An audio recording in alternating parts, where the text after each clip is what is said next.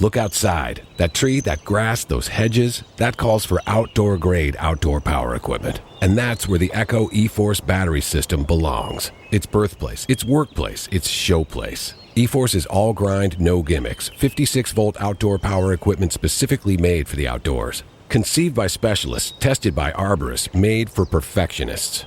Echo E-Force isn't just a battery system. It's an outdoor-grade battery system. Echo. Power on and on. Today on CityCast Philly, we all have that one vacant lot in our neighborhood that could use a little extra love. Across the city, there's 40,000 vacant lots. Today, I'm speaking with someone who knows that every community may need different things. So what are the best ways to put that space to good use? It's Tuesday, April 25th. I'm Trenae Nuri, and here's what Philly's talking about.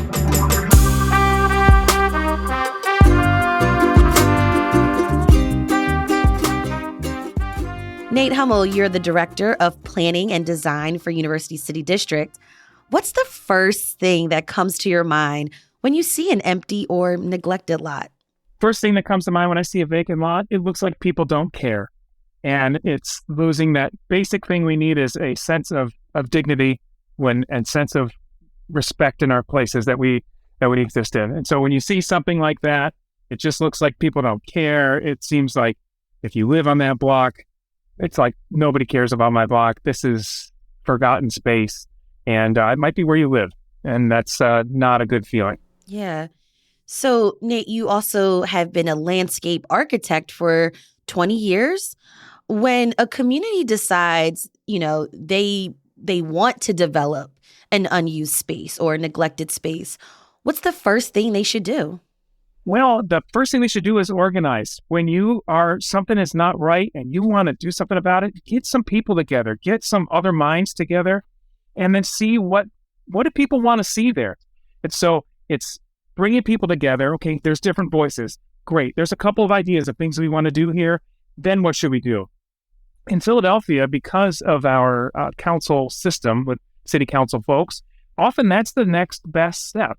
Go talk to your district council person. Say, okay, we have this group of people. They're interested in helping out on this blighted property. Constituent services for XYZ council member. What could we do to get some attention on this? And so that's really, that kind of gets things going. That gets people talking. Gets people thinking, okay, something could happen. Something might change. You don't know when or how long it's going to take, but I'd say that's the first thing to do. Get some folks together. Talk to your district council people, get their advice on the next steps, how to deal with vacant lot strategies in your community. Okay, great. What about if someone already owns that land? What should we do? The owner would need to determine, where do you want to go with this property today, tomorrow, further down the road? And then maybe that owner can start engaging the folks in that community. And start saying, hey, I have this property. I'm not sure what I want to do with it. What are some needs in the community? What are some things you folks say we don't have? I wonder if I could get that going on my lot. So if you have a visionary, thoughtful landowner, that's a great strategy for engaging those folks and getting that party started from the ground up. The worst thing that can happen with these is top-down strategies, where it's like, this is what we're going to do with every vacant lot. This is how we are the omniscient overlords. We know all these things. That's not good. That never works, and it usually leads to people feeling disenfranchised. And so the thing to do is get that local commitment. Get folks on the ground that care, talking about it, getting that conversation started. That's how the momentum builds. Interesting. So I hear you also mention time frame for a particular project, right? So Nate, what are the pros and cons of maybe something permanent versus a short-term solution for this unused space? Yeah, so I use actually two different terms, permanent and non-permanent. And so when you have permanent installations on things, that is something that is always going to be there, and maybe it is prescribed in advance. Okay, this is what we are doing. We want this, and it's going to be put in stone or concrete or hard finished materials. When we're talking about non-permanent, those are things that just might have the heft of permanence, but they're not technically there forever. They could be moved somewhere else, say if that lot gets developed. I think some of our biggest mistakes in Philadelphia have been immediately going to a permanent solution, something that is changing, it's different than what it was before. And now here we are with a permanent fix. That might not work. That neighborhood might change in 5 years. Those new folks might not want that thing there anymore. So if you have things that are non-permanent, they can adjust over time as that community maybe grows. If you can use some non-permanent space for a little while, you can learn things. People tell you, I don't like that, or that's not working right, or I don't think that's going to work. So maybe you could do this. So you make those adjustments over time with your non-permanent things. And that gives you a better idea of what could really work in the long term here. So, Nate, what could happen in those non-permanent spaces? Wonderful question, because there's often things that come up. For example, people say, vacant lot, we need something. I think put a community garden here. I think put a dog park here. Those are two things I would really be cautious about activating a vacant lot with those things. Those only work if that can become the permanent use in that vacant lot. If you work real hard to get a dog park put in a vacant lot and it's a temporary use, and in year 3, the developer says, I'm putting my house there, you lose your dog park, there will be an uproar. Vacant lot strategies need to keep in mind the end use of that space. If it is always going to be that new use that you are then activating it with, then that's a wonderful space for a community garden to build community, bring people in. It's a wonderful space for a dog park if that's what the community wants. Those are good ideas, but be very cautious of those, because if you have to take those things away, then you could become the enemy totally by accident.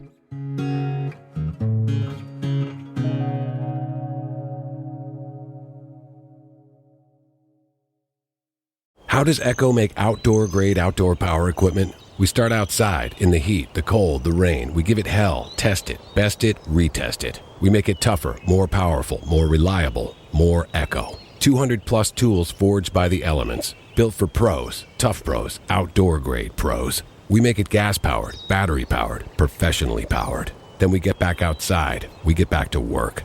That's Echo, and that's outdoor-grade. Echo, power on and on. Nate, where do you come in during this process? How do you take community feedback and begin to transform a space? Where I focus is on public space. And so we try and put public space in areas that were previously underutilized. Our major space, the porch at 30th Street Station, that big bunch of colorful tables and chairs outside of 30th Street Station. Oh, That's yeah. our big experiment. That was the city back in 2011, had a 50-foot wide by 500-foot wide sidewalk and said, what are we going to do with this thing? We don't have any idea. UCD came in and said, hey, we're going to try a couple things. We're going to put down some planters and some tables and chairs and see how it goes. We did an initial 1.0 installation of tables, chairs, and planters back in 2011. We've done several different iterations over the years. We've added shade structures, we've added swings, we've added a few different things over the years, but we've added them as we learned about the space, as we learned about the users of the space, as they started to tell us, hey, we need more shade, hey, we would like more of this, more of that, or less of this, or less of that. We make adjustments to that space based on user feedback. And that has been something we can actually relay in other areas of our work. So it started with the underutilized space in front of 30th Street Station. Okay. Baltimore Avenue in West Philly. Yeah, but it's also morphed into safe crossing distances in commercial corridors on Baltimore Avenue. We've done a couple of different, what we call pedestrian plazas. We put some stones and planters out in the street that is effectively extending the sidewalk, which effectively reduces the crossing distance for people to get across those streets. And so, again, the trick is, perfect is the enemy of done. If you're trying to do the most perfect thing, it is not going to come out for a very long time. Just try something. Give it your best effort. Try and do something good. Try and make some installation. Then get feedback from people. Hear what they think. Make adjustments. Go in and do something different the next season. Now, I feel like I've seen or I hear a lot about community gardens, right? But they take a lot of time. And if I'm working, 8-hour shifts, 12-hour shifts, I may not be able to put in the work that's needed to maintain that space. So, are there low maintenance solutions for a non permanent space? Yeah, so there's the whole world of community gardens where there's wonderful culture around it. People share the plants that grow, all those wonderful things, but they do take a deep commitment, and so maybe that doesn't work for every place. There's lots of different strategies for kind of getting at that idea, but not doing it all the way. So you can do raised vegetable beds where you're just doing simple things, bringing in some plants or vegetable starts. You could do something as simple as that and have an impact in a place. So my caution is it does not have to be that beautiful community garden you've seen in a magazine. It can just the smallest amount of plants in a space, of desirable plants, can make it feel like someone cares about this space. Something as simple as flower bulbs that can cost 50 cents a piece. You install that in the fall, they become beautiful flowers in the spring. I think the trick is don't get overwhelmed by the best community garden you've ever seen. Think about what is one thing I could do to make an impact here. Maybe it's adding a bench. Maybe it's adding a trash can. Maybe it's adding a tree so there's some shade. Just think about what is the intervention here that can help make people feel a little bit of a higher sense of dignity when they walk by this space. It doesn't have to become the world's best park. Nate, do you have any recommendations or suggestions for maybe cheap solutions?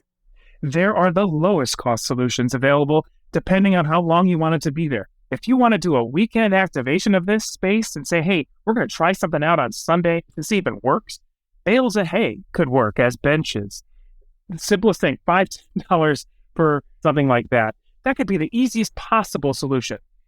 Up from there, the next step is making things out of wood. If you make things out of wood, it's a little bit lower cost than other materials. It doesn't last forever, but it lasts a long time. And if you really find something good, that's when you move up into metal. And metals are harder and more expensive, but they last a lot longer. They're more durable. They can move easier from one site to the next. And so that's that range. Metal's going to be the most expensive and the hardest to do, but you could do low-cost things that are with found materials. You could do things that are benches and chairs that you found somewhere else to activate this space. So honestly, there are really low-cost solutions to this. It depends on what you want it to be. That's great. Nate, I gotta get your recommendations of your favorite examples of a creative use of a vacant lot around the city. To me, the most exciting thing that has ever happened to our vacant lots was when Pennsylvania Horticulture Society, PHS, about a decade ago said, what if we did beer gardens and vacant lots? That has completely altered things. We now have this roving beer garden thing called Parks on Tap that roves around through multiple parks throughout the city. I think they combined the beauty of plants, of horticulture, with some food and some beverages, but it was gathering places. They were places that people could hang out. I think the most successful one was years ago, was on South Broad. I think that was their first one. Now it's a big skyscraper. But it once was a derelict, empty, vacant lot. And they activated it with this PHS pop-up beer garden, and it really changed things. It made people think very differently about vacant lots from that point forward, I guarantee it. Nate Howell, Director of Planning and Design for University City District and a landscape architect. Thank you so much for being on CityCast Philly. Thanks for having me. And here's what else Philly's talking about. C.W. Henry Elementary School in Mount Airy is closing due to asbestos. 6ABC reports that officials discovered asbestos in ceiling tiles on the first floor of the school. Officials also say this is the fifth school to close due to environmental hazards since the fall. Classes will be virtual starting today and continue at least until May 5th. And speaking of schools, KYW reports that the city is working to slow down traffic in school zones. The Philadelphia Streets Department plans to improve crosswalks and add speed bumps near 50 public, charter, and private schools by September. I'm really looking forward to that improvement. It's time for the tip of the day, where we share a life hack for living in Philly. Looking to transform that vacant lot on your block? Well, the city can lend a hand. Call 311 to request a lot cleanup. The city's vacant lot program helps residents with properties that are overgrown or full of litter.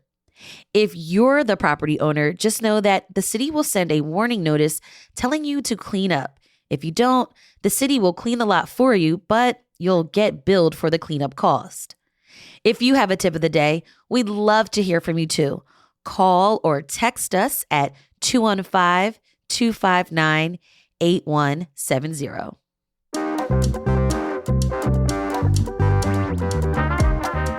That's all for today here on CityCast Philly. If you enjoyed this episode about how to repurpose unused land on your block, tell your neighbor. Rate the show, leave us a review, and hit that subscribe button. Be sure to sign up for our morning newsletter too. It's called Hey Philly. We'll be back tomorrow morning with more news from around the city. Bye.